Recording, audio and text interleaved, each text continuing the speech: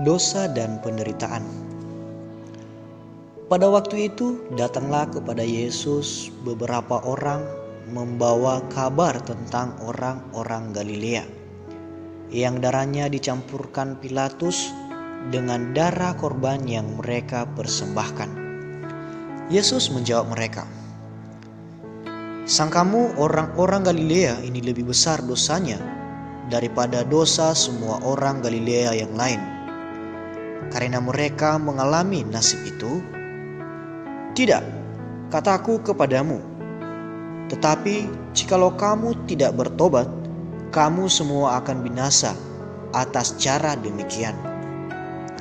Atau sangkamu ke-18 orang yang mati ditimpa menara dekat Siloam lebih besar kesalahannya daripada kesalahan semua orang lain yang diam di Yerusalem? Tidak, kataku kepadamu, tetapi jikalau kamu tidak bertobat, kamu semua akan binasa atas cara demikian." Perumpamaan tentang pohon ara yang tidak berbuah. Lalu Yesus mengatakan perumpamaan ini. Seorang mempunyai pohon ara yang tumbuh di kebun anggurnya, dan ia datang untuk mencari buah pada pohon itu, tetapi ia tidak menemukannya. Lalu ia berkata kepada pengurus kebun anggur itu, "Sudah 3 tahun aku datang mencari buah pada pohon ara ini, dan aku tidak menemukannya. Tebanglah pohon ini. Untuk apa ia hidup di tanah ini dengan percuma?" Jawab orang itu, "Tuan, biarkanlah dia tumbuh tahun ini lagi. Aku akan mencangkul tanah sekelilingnya dan memberi pupuk kepadanya. Mungkin tahun depan ia berbuah. Jika tidak, tebanglah dia." Menyembuhkan orang sakit pada hari Sabat. Pada suatu kali Yesus sedang mengajar dalam salah satu rumah ibadat pada hari Sabat. Di situ ada seorang perempuan yang telah 18 tahun dirasuk roh sehingga ia sakit sampai bungkuk punggungnya dan tidak dapat berdiri lagi dengan tegak. Ketika Yesus melihat perempuan itu, ia memanggil dia dan berkata kepadanya, "Hai ibu, penyakitmu telah sembuh." Lalu ia meletakkan tangannya atas perempuan itu, dan seketika itu juga berdirilah perempuan itu dan memuliakan Allah. Tetapi kepala rumah ibadat gusar karena Yesus menyembuhkan orang pada hari Sabat. Lalu ia berkata kepada orang banyak, "Ada 6 hari untuk bekerja. Karena itu datanglah pada salah satu hari itu untuk disembuhkan, dan jangan pada hari Sabat." Tetapi Tuhan menjawab dia, katanya, "Hai orang-orang munafik, bukankah setiap orang di antaramu melepaskan lembunya atau keledainya pada hari Sabat dari kandangnya dan membawanya ke tempat minuman? Bukankah perempuan ini yang sudah 18 tahun diikat oleh iblis harus dilepaskan dari ikatan itu, karena ia adalah keturunan Abraham?" Dan waktu ia berkata demikian, semua lawannya merasa malu, dan semua orang banyak bersuka cita karena segala perkara mulia yang telah dilakukannya. Perumpamaan tentang biji sesawi dan ragi. Maka kata Yesus, "Seumpama apakah hal kerajaan Allah, dan dengan apakah aku akan mengumpamakannya? Ia seumpama biji sesawi yang diambil dan ditaburkan orang di kebunnya. Biji itu tumbuh dan menjadi pohon, dan burung-burung di udara bersarang pada cabang-cabangnya." Dan ia berkata lagi, "Dengan apakah aku akan mengumpamakan kerajaan Allah?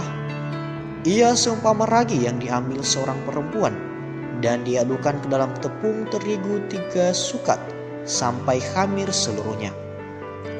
Siapa yang diselamatkan?" Kemudian Yesus berjalan keliling dari kota ke kota dan dari desa ke desa sambil mengajar dan meneruskan perjalanannya ke Yerusalem.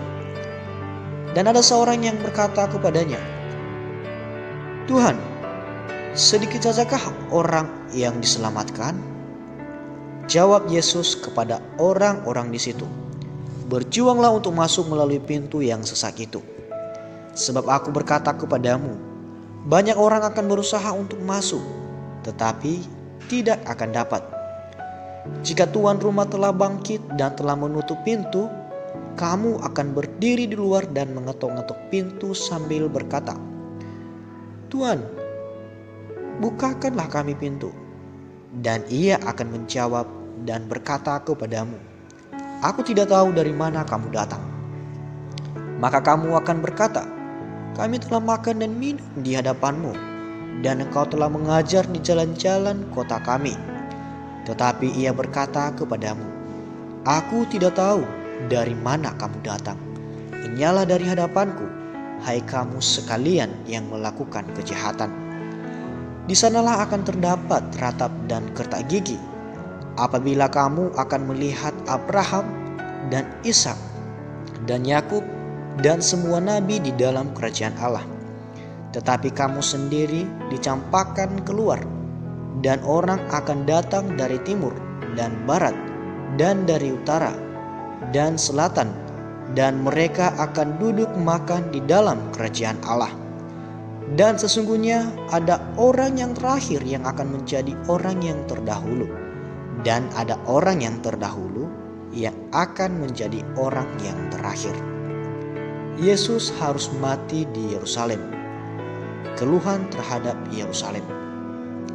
Pada waktu itu datanglah beberapa orang Farisi dan berkata kepada Yesus, "Pergilah, tinggalkanlah tempat ini, karena Herodes hendak membunuh engkau."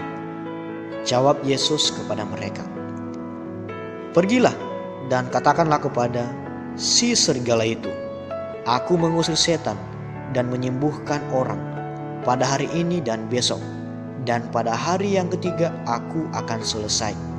Tetapi hari ini dan besok dan lusa aku harus meneruskan perjalananku, sebab tidaklah semestinya seorang nabi dibunuh kalau tidak di Yerusalem.